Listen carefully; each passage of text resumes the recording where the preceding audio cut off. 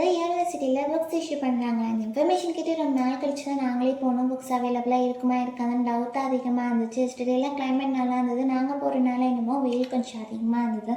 என்னதான் வெயில் அதிகமாக இருந்தாலும் பனிக்கில் இந்த வெயிலெல்லாம் அவ்வளோவா தெரியல.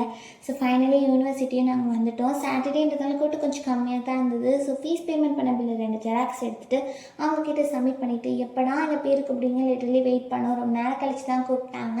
ஸோ ஃபைனலி புக்ஸும் வாங்கிட்டோம். புக்ஸ் அவைலபிளாக இருக்குது. உங்களுக்கு வேணால் போய் கலெக்ட் பண்ணிக்கோங்க. புக் வாங்கின கையோட வயிட் எப்படி குறைக்கிறதுன்னு மூளை கசிக்க யோசிக்கும் போது தான் லஞ்ச் சாப்பிட்டா என்ற வயிட் குறையுன்ற மூட நம்பிக்கையோடு நாங்களும் சாப்பிட்டோம். ஆனால் வயிட் குறையவே இல்லை, அப்படியே தான் இருந்துச்சு. ஸோ நீங்களும் வரீங்க அப்படின்னா பப்ளிக் ட்ரான்ஸ்போர்ட் ப்ரிஃபர் பண்ணாமல் 2 வீலரையோ 4 வீலரையோ கடனோட வாங்கி வச்சுவாங்க. அப்போ தான் இந்த பேக்லாம் தூக்கிட்டு போக முடியும். ஸோ ஸ்டாப் பண்ணதைன்ற மாதிரி வரும்போது இந்த வருஷம் போகும்போது கொஞ்சம் கூட இல்லை. ஸோ வேறு வழி இல்லைடா ராஜா எட்ரா ரோஜன்ற மாதிரி பேக் தூக்கிட்டு நாங்களும் கிளம்பிட்டோம்.